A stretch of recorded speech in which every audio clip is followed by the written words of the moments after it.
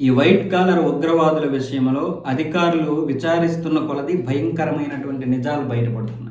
ఇప్పటికే అల్ అలాఫ్ యూనివర్సిటీలో ఎంతో మంది ఇంకా ఉగ్రవాదులు ఉన్నారు. దానికి సంబంధించినంత వరకు కూడా మొత్తం ఆ యూనివర్సిటీలో అందరినీ కూడా విచారిస్తున్నారు. మొత్తం ఆ యూనివర్సిటీ మీద నిఘా పెంచారు. ఆ యూనివర్సిటీని ప్రస్తుతం ఈడీ అధికారులు అలాగే మిగతా నిఘా అందరూ కూడా అధికారులందరూ దాన్ని అధీనంలోకి అయితే తీసుకున్నారు. ఇప్పుడు ఎవరో కూడా బయట నుంచి ఎవరు రావడం లేదు.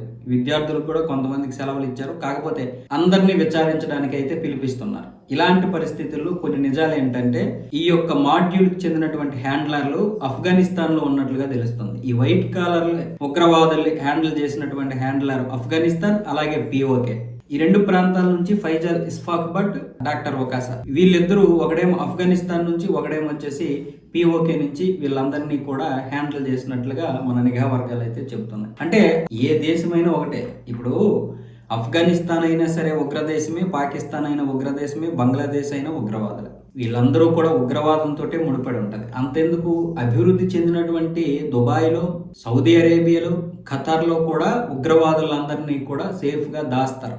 ఇక అంతర్జాతీయ సంబంధాల్లో భాగంగా మనం వాటన్నింటినీ ప్రశ్నించలేకపోవచ్చు, కానీ వాస్తవానికి వీళ్ళందరూ కూడా అన్ని రకాల ఉగ్రవాదుల్ని పెంచి పోషిస్తారు. కాకపోతే కొన్నిటిని వాళ్ళు దగ్గరికి రానివ్వనటువంటి ఉగ్రవాదులు ఏదైనా ఉంటే వాటికి సౌదీ అరేబియా ఫండింగ్ చేస్తుంది, ఖతర్ కూడా ఫండింగ్ చేస్తుంది. వీళ్ళందరూ సామాన్యమైనటువంటి మనతో కలిసిపోయి మామూలుగా ఉండొచ్చేమో కానీ వాళ్ళ మనస్తత్వం ఎప్పుడూ కూడా భారతదేశం పూర్తిగా ఇస్లామీకరణ జరగాలి, భారతదేశం పూర్తిగా భయపడిపోవాలి. బంగ్లాదేశ్, భారత్, పాకిస్తాన్ ఈ మూడిట్లో ఉన్నటువంటి జనాభా 75 కోట్ల మంది ముస్లిమ్స్ ఉంటారు. ఈ అందరు ముస్లిమ్స్ ని ఏకం చేయడమే కాకుండా ఇక హిందువుల్ని కూడా భయపెట్టి మరో 50-60 సంవత్సరాల్లో మొత్తం ఇస్లామీకరణ చేస్తే ఇక ప్రపంచంలో ఇస్లాంకి ఎదురుండదు. ఎందుకంటే ఇక్కడే 100 కోట్ల మంది ఉంటారు మామూలుగా.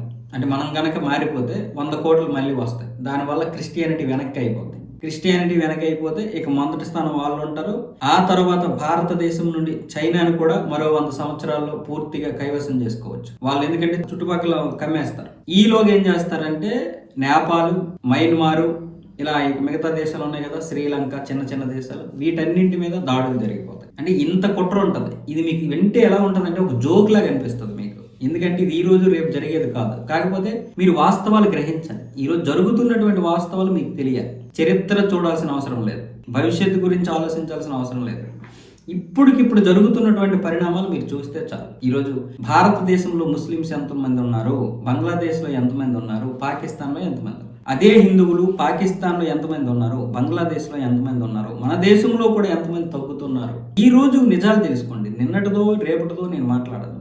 ఇదంతా పెద్ద ప్లాన్, పక్కా ప్లాన్. అందరికీ తెలుసు. అసదుద్దీన్ ఓవైసీ లాంటి పెద్దలకి గొప్ప వాళ్ళకి తెలుసు, మనకి తెలియదు. మనకు తెలిసిన మన జీవితాలు ఏంటో, మన డబ్బు ఉంటే మన పిల్లలతో మనం దీంతో సరిపోతుంది మనకి. కానీ నా బాధ ఏంటంటే రేపు మనం పోయిన తర్వాత మన భవిష్యత్తు తరాలు, మన పిల్లలు పిల్లలు పిల్లలు ఎలాంటి నరకం అనిపిస్తారో తెలియదు. అది ఈరోజు ఛత్రపతి శివాజీ కావచ్చు, సంభాజీ శివాజీ కావచ్చు, వాళ్ళు ప్రాణ త్యాగాలు చేశారు కాబట్టి ఈరోజు మనం ఇంత ప్రశాంతంగా బ్రతకగలుగుతాం. మరి మనం కూడా ఏదో ఒకటి, అంత త్యాగాలు చేయలేకపోయినా ఏదో ఒకటి కనీసం ఇలాంటి నిజాలైనా బయటికి పెడితే భవిష్యత్తు తరాలైనా సరే జాగ్రత్త పడతాయనే ఉద్దేశంతో ఇవన్నీ చేయాల్సి వస్తుంది. కాబట్టి మన తరపు నుంచి మనం ఏదో ఒకటి చెయ్యాలి మన సమాజానికి. అంతేగాని ఇదే మతోన్మాదంగా, వాళ్ళది మతోన్మాదం. మనం చేయాల్సింది ఏంటి? ధర్మాన్ని రక్షించుకో.